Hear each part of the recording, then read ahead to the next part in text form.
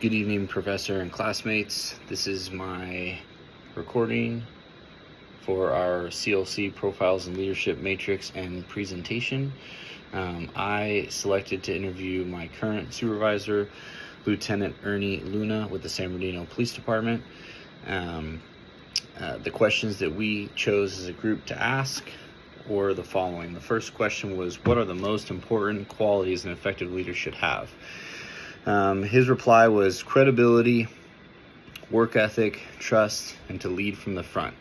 His overall emphasis was that we need to be able to lead by example, and that as a leader, if we are displaying the qualities that we want in our followers through our own action, that they will follow and do what we want. So as a leader, we have to have the work ethic and we have to have the credibility to earn trust and respect from the people we lead through action.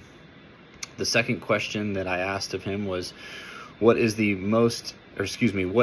importance of trust in leadership?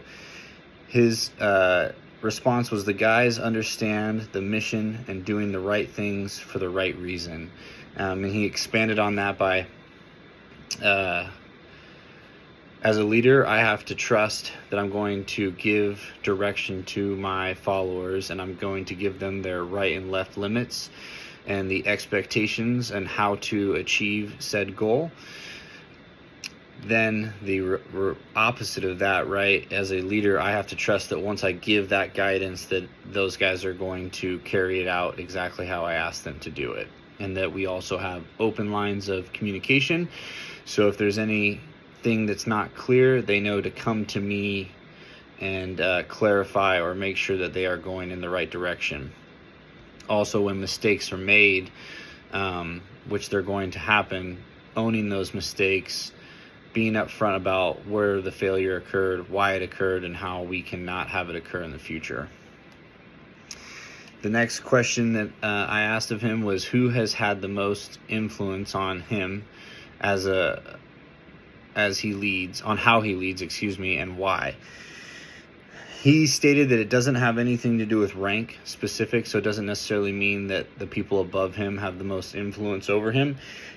He stated that it was more about people that he had developed trust with over a period of time and that had genuine good intentions and surrounded themselves with he surrounded himself with good people, high morals, high work ethic, and that were people that thought of the mission over themselves. So he said it didn't necessarily have to do with rank.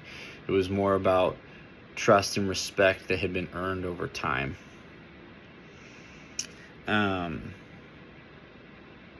next question that I asked him was, in what areas would the leader like to improve the quality of their leadership? His response is he would like to be less of a micromanager, which I think is just, and what he stated, an increase in their relationship of trust.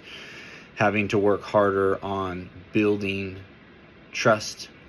Sometimes that takes time, but also as a micromanager, you have to learn to also let go a little bit and understand that their way might not be your way, but as long as they are achieving the goal, then that's okay. He also stated that he wanted to not care so much about other people's opinions. As a leader, sometimes we are going to say and do things that people don't like below us in rank and above us.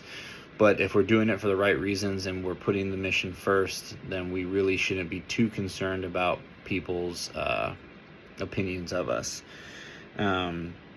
He's stated that one of the bigger things he looks at is for people that don't have an ego. They put that stuff aside and that their intentions come from a good place. Then as a group, the two questions that we came up with, the first one was, can you describe a specific time your team experienced a significant setback or failure? He specifically talked about an incident that we had been involved in where officers were hurt in the line of duty.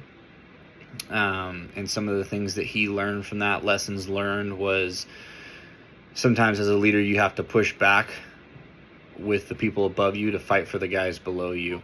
And that if there is a situation where safety is involved, sometimes you have to fight back and not take, no for an answer. The next question that we asked him was, how do you approach disagreements or conflicts among your team members, especially when those conflicts are rooted in opposing ideas and priorities? His response to this was, the first thing he thinks about is, what is our mission, and focus putting feelings aside, and how to get buy-in from the guys, making them understand and making them understand that, like, if we separate sometimes some emotional attachment, we might be on the same page. But he also stated that sometimes there are things that he doesn't think of as a leader that is brought to his attention, and he himself also has to put his ego aside, and maybe he thought that what he was doing was the right way, but someone brings something to his attention that shows him that there's a better way. As a leader, he stated in this situation, he tries to listen first, understand where the person is coming from, be sympathetic and empathetic. And he ultimately stated to listen to them, understand them, and help guide them. So this was my interview with Lieutenant Luna. I hope you guys enjoyed it.